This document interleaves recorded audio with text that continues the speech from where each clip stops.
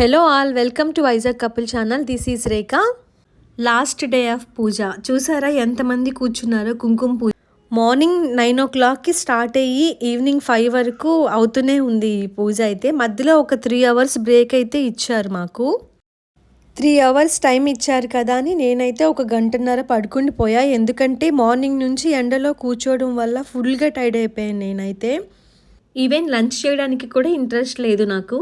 అప్పుడే ఇంకా కామన్గా ఒక డైలాగ్ అమ్మ నుంచి, మనకెందుకమ్మా ఈ పూజలు అని.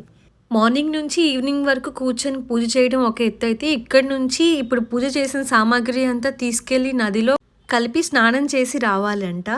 వీళ్ళ ఊరికి నది పక్కనే ఉంది, కానీ ఈ కుంభి పట్టుకొని మొత్తం అన్ని వీధులు ఊరంతా తిరిగి తీసుకెళ్లేసరికి ఏం లేదన్నా ఇంకో 2 hours టైం పడుతుంది. ఇంకా ఈరోజే ప్రతిష్ట లాస్ట్ డే కాబట్టి డీజేలు డాన్సులు కామన్గా ఉంటాయి ఊరేగింపుతో. రిటర్న్ టైం ఇంకా గెస్ట్ చేయలేము. వీళ్ళతో పాటు నదికి వెళ్ళి స్నానం చేసి రావడమే ఇంకా. నేనైతే ఈ కుంకుమ పూజ చేద్దామని వైజాగ్ నుంచి వచ్చాను.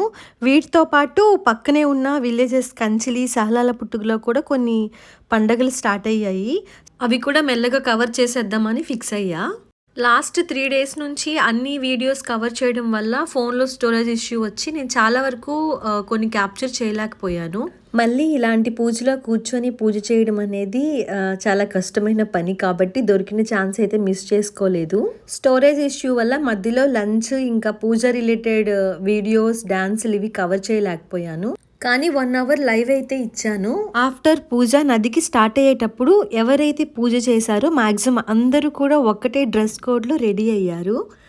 నేను కూడా అదే డ్రెస్ కోడ్లో ఉన్నాను. బట్ నన్ను మీరు గుర్తుపట్టలేరు, ఎందుకంటే నేను ఎక్కడున్నానో నాకు కూడా తెలీదు ఆ క్రౌడ్లో. మేము షార్ట్కట్లో విలేజ్ స్టార్టింగ్ పాయింట్కి వెళ్తున్నాం. అక్కడి నుంచి ఊరేగింపు అనేది స్టార్ట్ అవుతుంది.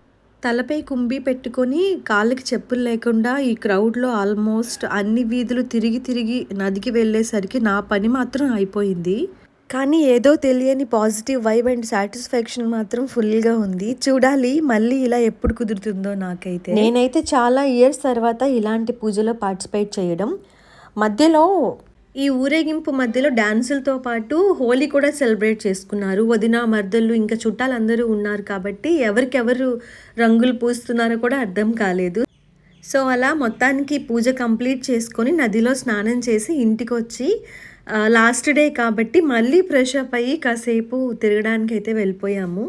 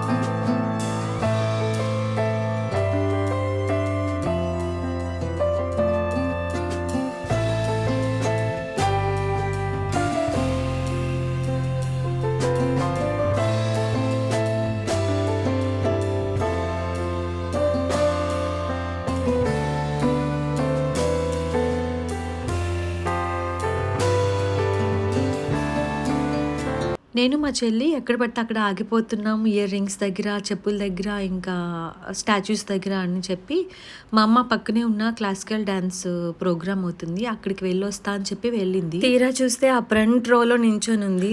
చాలా కష్టమైపోయింది అక్కడి నుంచి తీసుకొని రావడం మా అమ్మకి. మా అమ్మకి అలా ఆడపిల్ల మంచిగా క్లాసికల్ డాన్స్ వేస్తే చూడడం చాలా ఇష్టం అనమాట. అందుకు మమ్మల్ని అంతమందిని వదిలేసి తను ఒక్కరితే ఎంజాయ్ చేస్తుంది అక్కడ. ఊరంతా తిరిగి ఇంక రావాల్సిన చోటుకైతే వచ్చేసాం. ఇదే ఎగ్జిబిషన్ ఇంకా. సో అలా మొత్తానికి 2025లో శ్రీ పద్మావతి అమ్మవారి విగ్రహ ప్రతిష్ఠ కార్యక్రమంకి నేను వచ్చి పార్టిసిపేట్ చేయడం అనేది నా అదృష్టం.